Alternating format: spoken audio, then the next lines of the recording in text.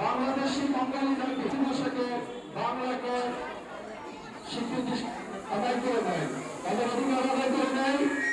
কিন্তু এই অধিকার আদায় করতে সালামী সঠিক রফিক দরকার ব্যাপক সময় আরো নাম লাগানো অনেক ভাষা শিল্পে তাদের মুখে তারা রাখতে দিতে হয় এবং তাদের প্রতিশ্রুতি দিবস হিসাবে 21শে ফেব্রুয়ারিকে পালন করা হয়।